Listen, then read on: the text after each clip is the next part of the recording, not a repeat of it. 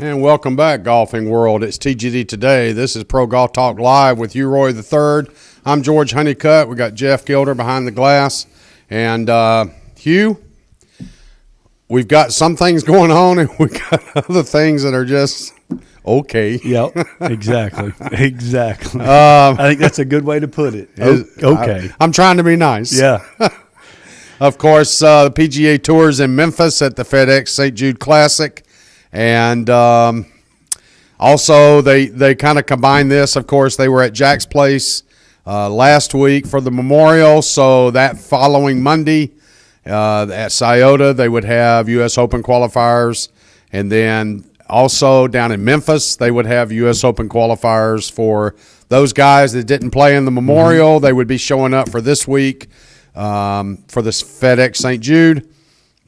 And, you know, they go out for 36 holes and try to qualify for the Open. So, and then, of course, they play the FedEx St. Jude, which is a huge sponsor for the tour. So this is not the strongest field in the world, but you've got several Europeans that are over here getting ready for the Open, such as on top of the leaderboard right now, Jamie Donaldson in that group. But then you've got some players that I heard you comment earlier off the air that, you know, these guys probably haven't seen a tour stop in 15 years. Yeah. So I mean, it's by far the weakest. I mean, you know, Brian Gay's got the lead right now at 4 under, and then Donaldson. But you've got another person tied for second. You hadn't heard his name in how long? Aaron Badley? Yeah. I mean, you know. He's what I call a teeter.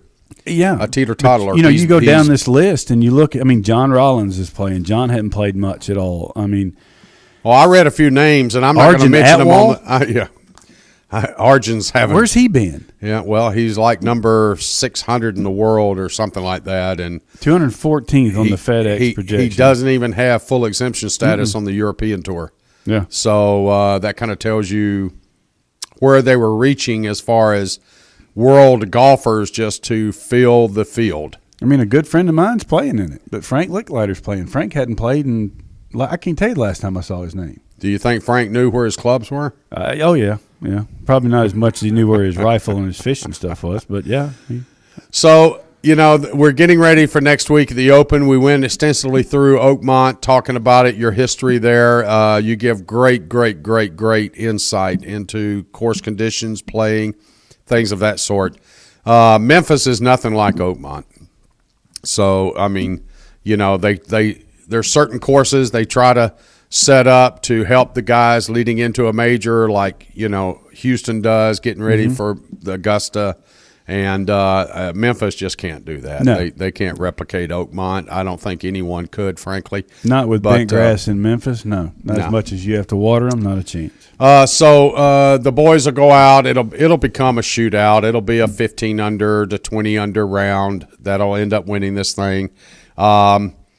A lot of players have been going in off the PGA Tour, including Phil, Rory, many others. Jordan Spieth have been going to Oakmont to get their practice rounds in. The ones that are not playing in this event, as I mentioned, not the strongest field, but many of them are already up there at Oakmont, literally arriving as early as Monday and Tuesday of this week in preparation for next week.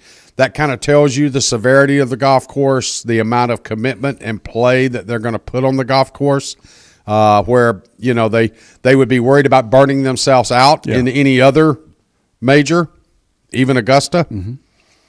But I think that they sense the need to go in and get as acclimated as possible with as many of the possible conditional shots that they will play at Oakmont. Well, it's like my dad used to say, George, and, you know, I used to tell him, Dad, don't let them hear you say that, you know. And he's like, well, where are they going to hear? They're going to hear that.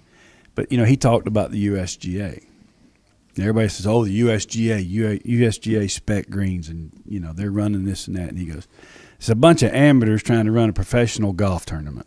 He goes, how's that going to work out?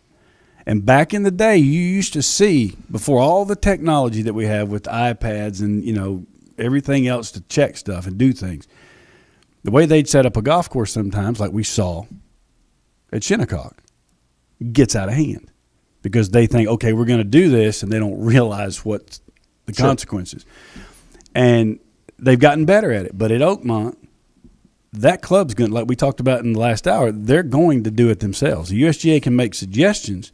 Now, whether the membership and the superintendent abide by it, could be a different story. Well, Pro Golf Talk Live, and of course we're discussing professionals playing professional golf here, but as with any other major except for Augusta, even though Augusta does have its number of amateurs, there's a sizable amount of amateurs that have qualified for the U.S. Open. I'll just to give you some examples, you got Derek Bard, you got Sam Burns, Christopher Crawford, Charlie Danielson, Nick Hardy, Sam Horsfield, Kyle Mueller, John Rahm. So, and the list goes on. You got Scotty Scheffler, Ryan Statcher, and Justin Sue. So these individuals as amateurs have qualified for the U.S. Open. And they had to work their tails off through different other tournaments or whatever it may be to qualify. Two of them were in the finals of the U.S. Amateur. So you know they're in. And then you've got the guys that go for the pub links. And then it basically goes right to your qualifiers. And you got guys, that's how they get in. That's why it's called the U.S. Open. I mean, you live in the United States and you want to qualify or around the world, whatever, you got the handicap, you can get in this. And well, you've got of course, John Rahm from Spain, and then you got Sam Horsfield, who is from England.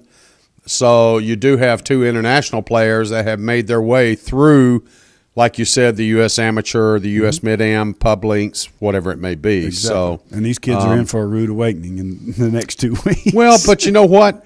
They're in no more of an awakening than maybe every other professional that's out there. And it takes it for granted. You're right.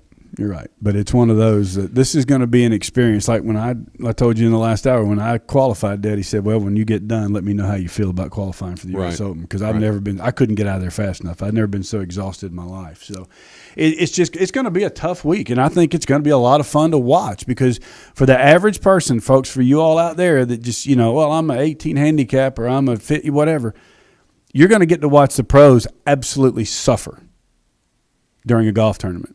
And you're going to be able to say, hey, that looks like me. Because you're going to see some shots you don't see from these guys. Well, you and I run into our everyday viewers and listeners as we go up and down the grandstand. Yeah. And I always get the comment from after a week of a tournament or whatever it may be, such as like Jordan at Augusta and things like that. But did you see so-and-so make an 11? Oh, did you see so-and-so make a quad? Yeah. Oh, did you see so-and-so make 8? The difference in this week is they won't be able to narrow it down to, hey, did you see so-and-so? It's going to be, can you believe that par was the lowest score on this 9 holes? Or, can you believe a birdie was never made on this hole during the entire week? Yeah. Those are what we're going to be talking about. Oh yeah, it's very possible that a hole may not give up a birdie. I mean, it just depends on which one it is. But usually that's going to get broken. That's going it's not going to happen that way. But you're just going to see a lot of scores and a lot of golf shots from top players that are going to blow your mind. I mean, people are going to freak out when they see it because this golf course will do that to you. I mean, you can hit a good shot and look like an absolute imbecile. And I think at Oakmont, you can make a triple, you can make a quad, and still be in the tournament. Oh, absolutely, as long as you just don't try to make it up. You just take your medicine, go to the next tee, and play it the way you've got it mapped out. You're going to make probably 2 or 3 birdies a round on average. If you can cut those mistakes down, you're going to be right there in the end. Because I'm telling you, you look at how they've lengthened this golf course, and 9 was a par 5 when I played it. Now it's a par 4. I was 1 over and tied for 13th. There's only going to be 3 par 5s for the tournament. Yeah, so it's a par 71. So you're looking at a totally different golf course and different conditions with more length. Back in the day, number 6 was a 6-7 iron. Now it's 194 yards. Mm-hmm. Somebody probably hit 7 iron in there, but you're talking old school balls and lofts. Right. Different game, and it's totally different. So, we'll see. Well, I would, normally at this time we make our picks for Memphis. I'm not even going to, Professor Weldon, we didn't get his. He not able to join us again today. But I didn't even waste my time picking someone, dude. I'm sorry. I looked at it last night thinking, all right, I'll look at, just give it a glance. Did you actually look? I swear I did. And I looked at it and I got to thinking, I said, boy, George and I are going to have some fun with this one tomorrow. I didn't know how to even tell the producer that I didn't even make picks. It wasn't worth my time. So, well, the funny part is the 3 people I was going to pick, 2 of them are at the top of the leaderboard. So I swear to you, 2 of them are at the top of the leaderboard. The other one has played 600 starts on the PGA Tour, and he's younger than me. And David Toms, because he always plays good in Memphis. Well, he always plays good in Memphis, and he always plays good in New Orleans. Yep. So, I had it picked out or who I was going to choose, and Brian Gay was one of them, funny enough. Because that golf course is not for the long hitters. Why would you choose Brian Gay? Because he's actually playing pretty well. Uh-huh. He's coming off that injury. But, he plays Memphis well. Okay. He always does. Okay. All right. Well, you did your research. No, I just know him because, I did none. Yeah.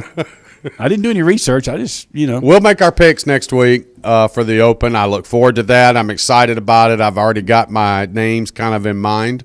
I'm not going to divulge who they are. Mm-hmm. If you want to know, if you want an early start on who the Godfather thinks are the favorites, then come see me outside the studio, and I'll give you hints. So I have a couple people that actually do that. Can you believe it? Oh, gosh. So, I feel sorry for them. That's frightening. The European Tour is in Austria this week, and they are pretty much done. They are done with their first round. And frankly, folks, the names that are on this leaderboard, I can't pronounce half of them. So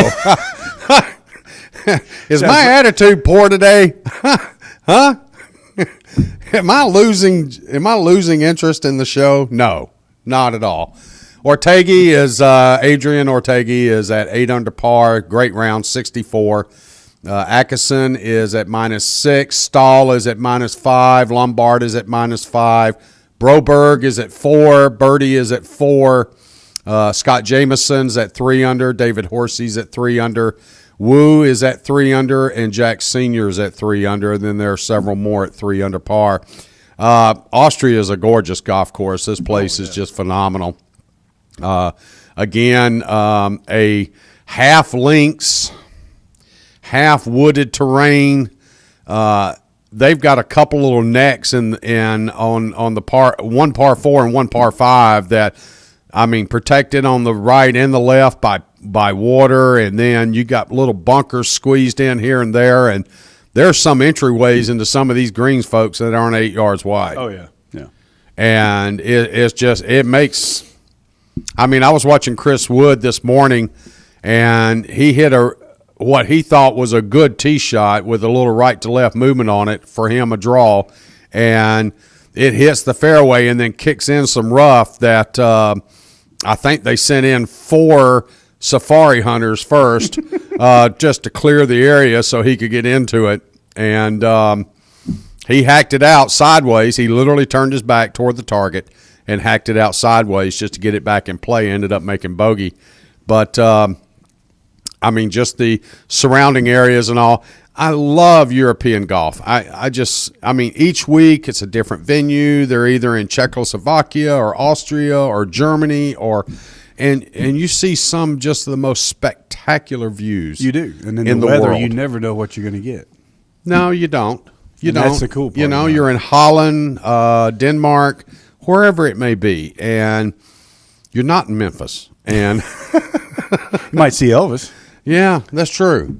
And you're getting some of the best barbecue. Oh yeah, ribs are unreal. I just think what they ought to do for the Memphis stop is they ought to go to Dancing Rabbit and play there, and then all the spectators can just go right over to the casino afterwards. Oh yeah, yeah. Wouldn't that be a good idea? Yeah, it would. I would probably make the trip to do that. No, you wouldn't. No. Okay. Good try, though. Good try. Well, the funny part was, a friend of mine was, he's one of the reps out there. He said, yeah, I walked out the door yesterday, and there's a UPS truck out front. He goes, isn't this the FedEx St. Jude? He goes, what's up with this? That's a good one. I like that. That's a good one. Wow. Competition's getting in on the money. Getting in, yeah. Getting in on the money flow. Okay, the Champions Tour is, let me say it right, PGA Tour Champions is playing one of their second of their of their 5 majors, which is their Players Championship this week. And it is the Constellation Senior Players Championship. And so, and it's a great golf course. This stuff is changing just left to right. Oh, They're playing the Philadelphia Cricket Club. Oldest club in America. Yep, in Flowertown, Pennsylvania. And guess who's on top of the leaderboard? Who? I give you one guess, and the other 6 don't count. Bernard. Thank you very much. Man can play some golf now, I'll tell you. I had a rather lengthy conversation with Jim Merriman. Mm-hmm. He went up and he caddied 2 weeks ago at the Senior PGA Championship for a club professional that had qualified. Okay. And just so happened they didn't even have a tee time, a reserved practice time, and they came in on Monday and they just stood around, and then finally the one organizer or starter or whoever was in charge says, okay, I've got a gap on number 1, and there's a gentleman who had already played the back 9 and he's going to play the front. If you want to jump on with him, or you can wait and go behind him. So Jim and his golfer decide to walk on up to the first tee, and they don't see anybody, but they see a bag, but the bag is turned sideways to them, so they don't see a name on the front of it. So Jim tells his player, I'm going to go over and get a card. So he walks over to the scorer's tent, and then lo and behold, who turns around is Blondie himself, Bernhard Langer. Really? And Jim gets caught off guard, doesn't know quite what to do or say because he's kind of starstruck. Yeah. And Bernhard says, are y'all going off the tee? And Jim goes, well, I think that's up to you. And Bernhard says, well, and then Jim pipes in real quick, well, we'll just wait and you go ahead and go. And Bernhard says, oh, no, y'all come with us. Oh, he's one of the best people you'll ever meet, man. No kidding. He really is. He is as genuine, unbelievable. Well, they played 2 holes. And they're walking down the fairway on the second hole that they had played with Bernhard. And Jim looks over at his player and says, you know I'm not him. And he's pointing toward the caddy. Mm-hmm. Because the caddy literally is running to this spot. He's running to this spot. He's going over into woods that are 30 yards off the fairway. And he's getting yardages shot from the woods on both sides. Oh, yeah. And Jim looks at his player and goes, you know I'm not him. And his player looks at Jim and goes, and you know I'm not him. And he points toward Bernhard. Oh, yeah. That's funny. That's and good. Interestingly, for every yardage that Bernhard's caddy took, Longer went right behind him and also took his own yardage. Oh, yeah.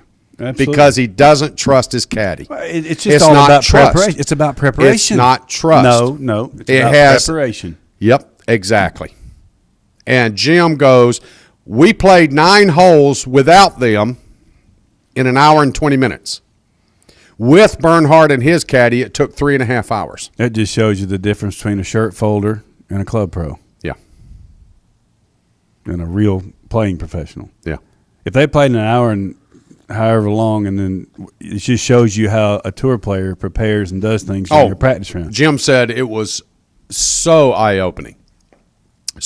And he said not all of them are like that. They play with a couple other guys, primarily other club professionals. He said there was one club professional out there that was trying to act like he should be on the tour, like you. You know, he should be there. But this guy in no way, shape, or form should be there because he goes out the first day and shoots 90. Oh, geez. But that he was taking 7 hours to play a practice round because he was getting, every blade of grass measured from tee box to green. So Jim goes, we just kind of laughed at him. But he said, yes, that commercial that says those guys are good, he said, without a doubt, Bernhard Langer. And here it was, the practice round. And I guess he played a couple of balls, maybe 3 balls per hole or something of that sort. And he gauged himself by his efficacy. They would go from tee box to green to tee box. And on the next tee box, he would turn around and goes, okay, let's see. We made birdie this way. We made birdie this way and a par this way. So we need to focus on those two. Mm-hmm. You know. I mean, that's just the German in him. I mean, he's that, I guess, perfectionistic. Yeah. I mean, it's the only way to put it. Jim kind of had an idea that he shot 31-32 on the 9. Yeah. If you took his first ball. Yeah. He said he thinks he shot like 4 or 5 under. But, you know, he wasn't quite sure because his guy on day 2 was came up from the 11th hole and came up, and they had a bench on 12 on the tee box, and he sat down and he's just kind of sitting there with his head down, and he goes, what did I make there? And Jim goes, well, you made an 8, partner. And if you continue on this trend, you'll shoot 88. Nice poker hand. Double frosty. And evidently he got better and made 3 birdies on the way in, and ended up he was plus 12 for the event. So hey, it's an experience. These guys are good. Again, Bernhard Langer at 2 under par. Brant Jobe is 2 under. Joe Daly's at 2 under. Jeff Maggart at 2 under. I enjoy Jeff Maggart's swing so much. Such a pretty golf swing. Yep. Jadon Blake's at 1 under. Billy Andre's at 1 under. Billy continues his good play over the last couple of weeks. Jeff Sluman's at 1 under. Mark Brooks, 1 under. Joey Sindelar, name from the past. Speaking of names of the past, Joey Sindelar. Skip Kendall. Steve Pate, Larry Mize, Tom Kite, all at 1 under par. Just getting started, folks. So these numbers really don't mean anything except for the fact that if Bernhard Langer is already under par in the first couple of holes of a particular major championship, then you can. It's almost like you can just go ahead and tell everybody else to take the bus home. Yeah, it very well could. You know, it could be. But so, it is early in this golf course. Well, It's old school. So I'll go ahead and take Bernhard for the win. You'll take him against the field? I'll go ahead and take him for the win. How about that? Okay, the ladies also likewise are playing one of their 5 major championships.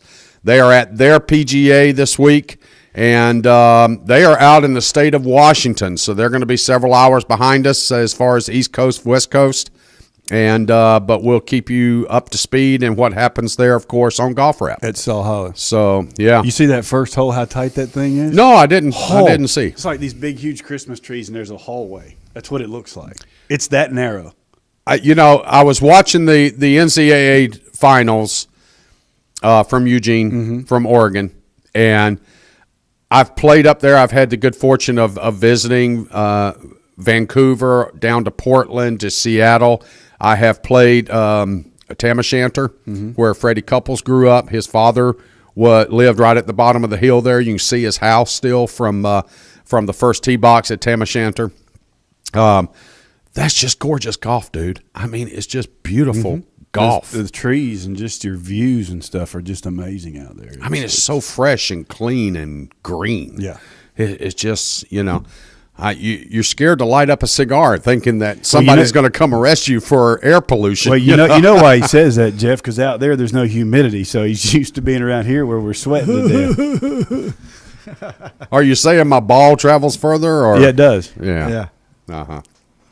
It does. Uh-huh. Oh, yeah. It's 10% out there. I know that, but you don't have to bring it up about my game. Your game's just as gets 10% better than mine. I understand. Okay. I can use it. Heather, come pick him up. It's time for him to go home. All right, so we got the ladies a major. We've got the Champion Tour a major. We've got the men in Memphis lost. AAA baseball. Dude, I mean, I'm sorry. I should be more respectful. I understand that, but it is. It's like Mississippi used to get when they played it opposite the Masters, and you get everybody going down there and people you hadn't heard of in 10 years that can get in the tournament and they come out and try to play. I mean, it's no different than if I went and tried to play something. It's because I hadn't been out there 15, 16 years. I'm excited about next week. What's the one tournament I get so psyched up for every year? The Masters. That's right. I'm actually getting some of those same feelings about Oakmont. Well, and I really am. I agree with you. I think this is going to be one that I want to watch, and I think it's going to be phenomenal. I mean, in our British Open coverage, and this year we're hoping to do something very, very special on the last day, breakfast at the Open. So we're looking forward to getting everything worked out on that, and you and I will be doing that, of course, along with other guests. But this one, I'm actually last year. Yeah.